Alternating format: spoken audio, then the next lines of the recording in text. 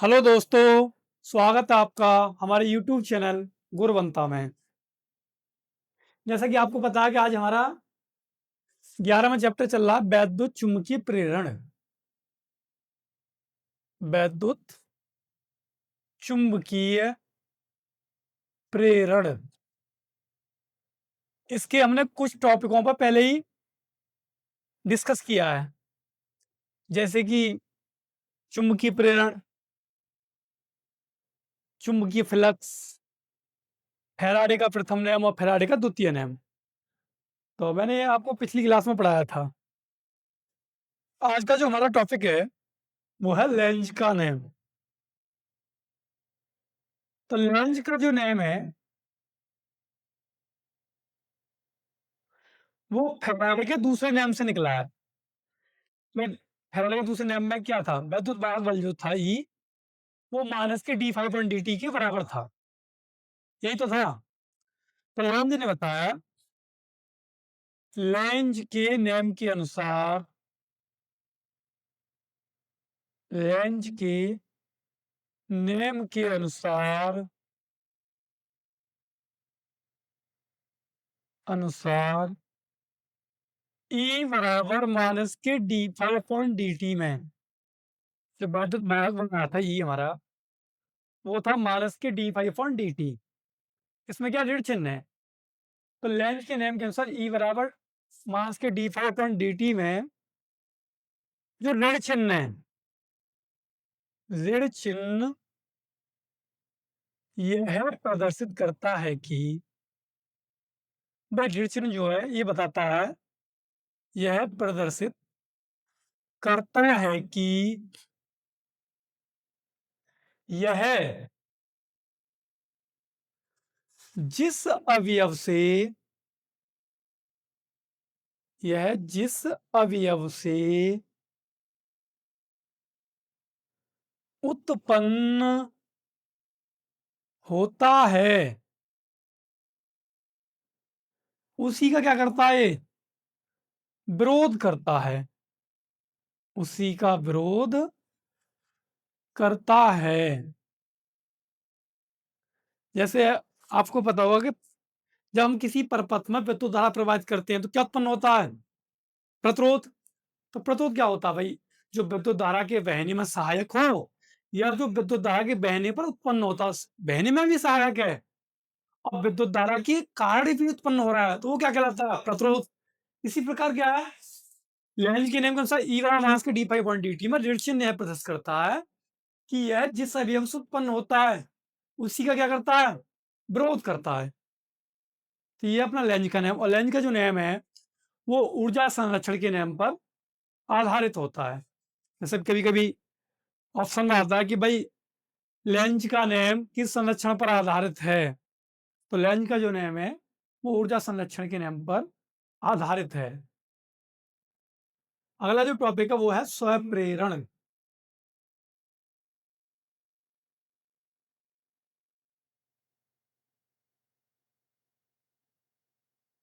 स्वप्रेरण, तो स्वप्रेरण के समझने के लिए मैं आपके सामने एक चित्र बनाता हूं। ये क्या परनल का है,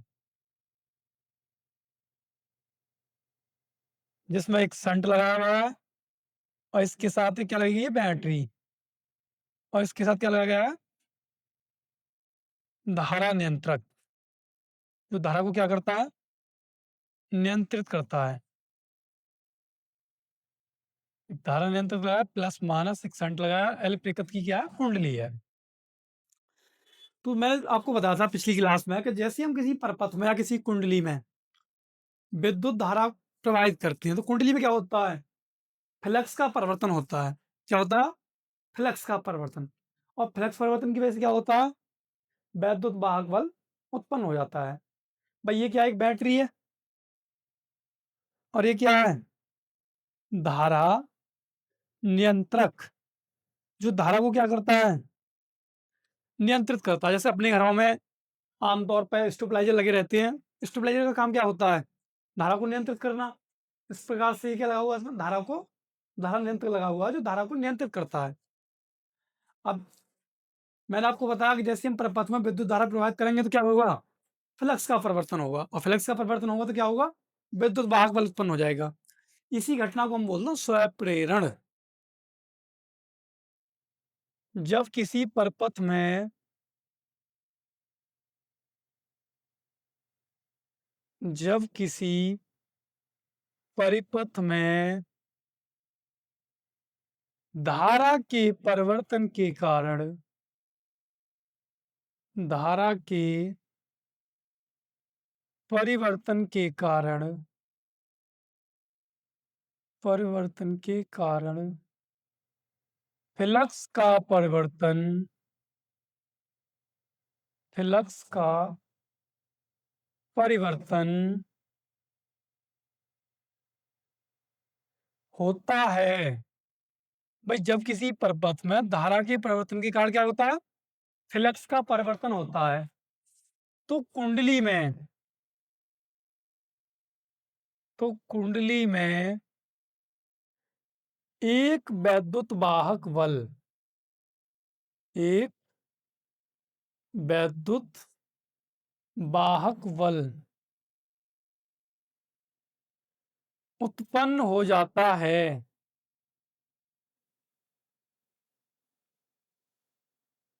उत्पन्न हो जाता है। इस प्रक्रिया को इस प्रक्रिया को स्वप्रेरण कहते हैं। यदि किसी कुंडली में यदि किसी कुंडली में यदि किसी कुंडली में प्रवाहित धारा प्रवाहित धारा आई तथा उत्पन्न फ्लक्स फाई है, तब भाई हमने जैसी किसी कुंडली में धारा प्रवाहित की आई, तो धारा आई के प्रवाहित होने के कारण कुंडली से जो उत्पन्न फ्लक्स होता है वो होता है फाई। तो फाई अनुपाती किसकी है भाई? आई के। तब फाई किसके अनुपाती है? आई के। अगर कुंडली में जैसे जैसे हम धारा का मान क्या करते हैं? बढ़ाते हैं, तो फ्लक्स का मान भी क्या होगा? बढ़ता जाएगा। और हम कुंडली में धारा का मान क्या करते हैं? घटाते हैं, तो फ्लक्स का मान भी क्या होगा? घटेगा। तो हमने कुंडली में जैसे, क्योंकि फाई जो है अनुपाती किसके है? आई के। यानी आई का मान बढ़ेगा तो फाई का मान बढ़ेगा, फाई का मान बढ़ेगा तो आई का मान बढ़ेगा। अब जब भी हम अनुपाती का चिन्ह हटाते हैं, कोई ना कोई कांस्टेंट आता है, तो कांस्टेंट क्या आ जाएगा? L I. जहां एल क्या है? जहां एल एक नियतांक है जहां एल एक नियतांक है जिसे स्वप्रेरण गुणांक स्वप्रेरण गुणांक कहते हैं। यदि आई बराबर कितना हो? 1 एम्पियर हो। भाई किसी प्रपथ में जो बहने वाली धारा हो कितनी हो? 1 एम्पियर हो। तब फाई बराबर क्या आ जाएगा? एल। अर्थात यहां से डेफिनेशन निकलती है, अर्थात एल वह स्वप्रेरण गुणांक है। अर्थात अर्थात स्वप्रेरण गुणांक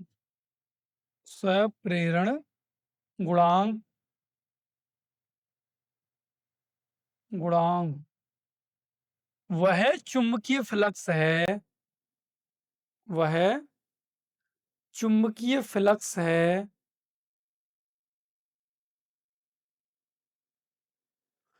जो किसी परपथ में जो किसी परपथ में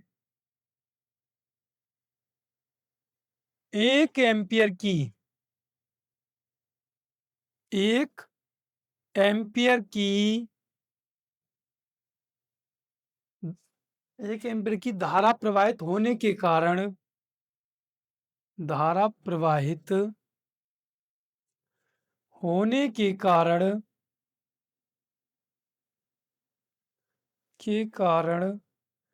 उत्पन्न होता है। भाई जो स्वप्रेरण गुणांक है वह चुंबकीय फ्लक्स है जो किसी परपथ में 1 एम्पियर की धारा प्रवाहित होने के कारण उत्पन्न होता है। स्वप्रेरण गुणांक चुंबकीय फ्लक्स ही है। कब? जब किसी परपथ में 1 एम्पियर की धारा प्रवाहित की जाती है। आप इसे नोट कर सकते हैं, मैं सिर्फ करता हूं।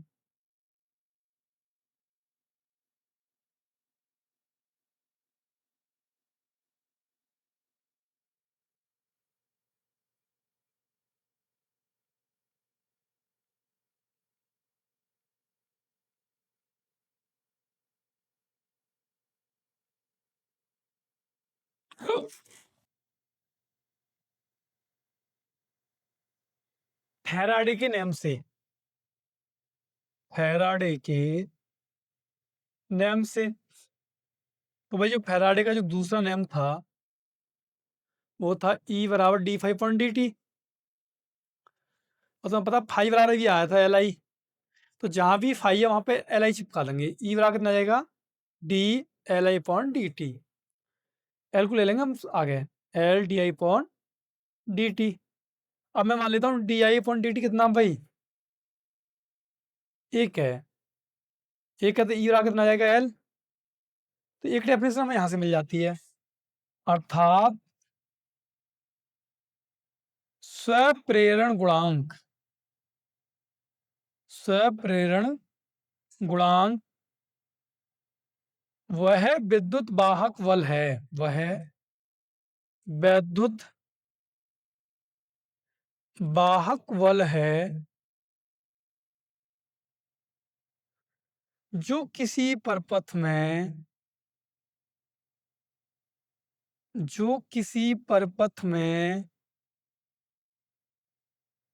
एकांक धारा परिवर्तन के कारण एकांक धारा परिवर्तन के कारण उत्पन्न होता है। भाई स्वप्रेरण गुणांक क्या है? स्वप्रेरण गुणांक वह विद्युत वाहक बल है जो किसी परपथ में एकांक धारा परिवर्तन के कारण क्या होता है? उत्पन्न होता है। अगर परपथ में धारा का जो परिवर्तन है वो इकाई है, एकांक है प्रति सेकंड। और एकांक प्रति सेकंड है तो जो विद्युत वाहक बल है वही क्या है? स्वप्रेरण गुणांक है। इस प्रकार हमारा ये टॉपिक कंप्लीट होता है। आप इसे नोट कर सकते हैं। अगला टॉपिक है एक लंबी प्रणालिका के लिए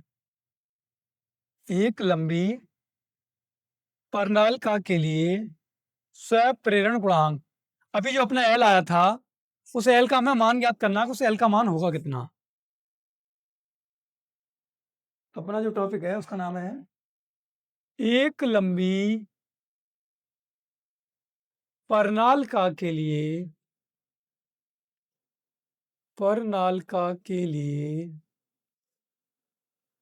स्वप्रेरण गुणांक।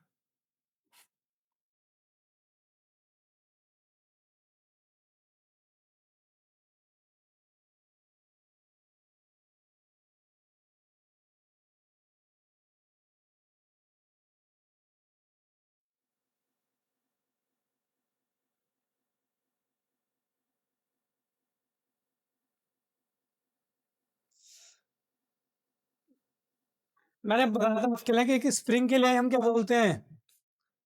प्रणालिका बोलते हैं। भाई प्रणालिका जिसमें संतु लगा हुआ है और यहाँ इसमें बैटरी लगा देते हैं, प्लस मास एल लंबाई की प्रणालिका, मतलब एल स्वप्रेरण प्रणालिका है। माना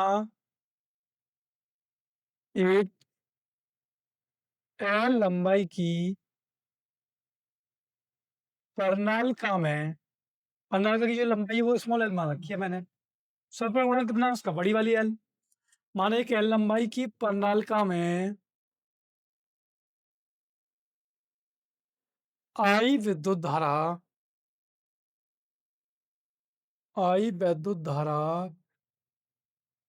प्रवाहित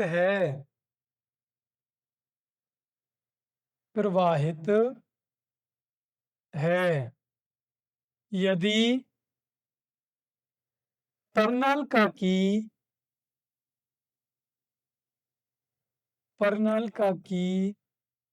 अनुप्रस्थ काट ए है। प्रणालिका की जो अनुप्रस्थ काट है वो ए है, जिसमें छल्लों की संख्या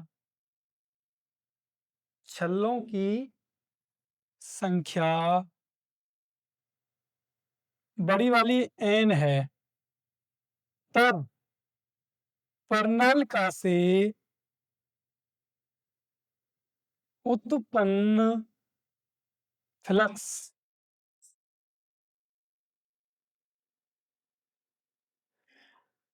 भाई एक लंबाई की प्रणालिका जिसमें आई विद्युत धारा प्रवाहित है, यदि प्रणालिका की अनुप्रस्थ काट क्या है? ए है, जिसमें छल्लों की संख्या कितनी है? Capital N. तब प्रणालिका से उत्पन्न जो फ्लक्स होगा फाई बराबर होगा मी जीरो एन आई। एन का जो मान होता है वो बड़ी वाली एन बटे एल होता है, तो फाई का कितना जाएगा भाई? म्यू जीरो एन बटे एल इंटू में आई, ये होगा।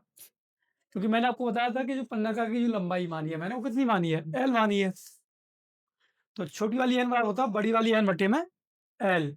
ये छोटी वाली जो एन है ये एकांक लंबाई पर छल्लों की संख्या, मतलब अगर ये 100 सेंटीमीटर की छड़ प्रणालिका सॉरी, तो 1 सेंटीमीटर पर जो छल्लों की संख्या वो स्मॉल एन है, इसलिए अगर हमें 1 सेंटीमीटर का चाहिए तो पूरी लंबाई से भाग कर देते हैं, तो म्यू आ कितना है? एन एल बटे आई। अब ये प्रणालिका के किसी एक छल्ले से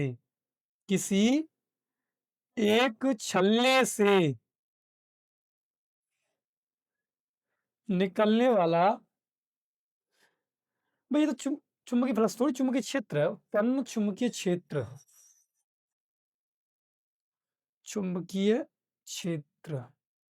ये तो बी का मान है। किसका मान है? बी का। B bar b zero N i होता है, एन बटे एल बी जीरो एन बटे आई। प्रणालिका के किसी एक छल्ले से निकलने वाला फ्लक्स, तो जो फ्लक्स होगा वो होता है फाई बराबर बी ए। फाई बराबर B A.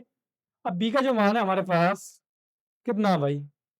B zero N I L into में ए, ये होगा प्रणालिका के सभी छल्लों से, प्रणालिका के सभी छल्लों से निकलने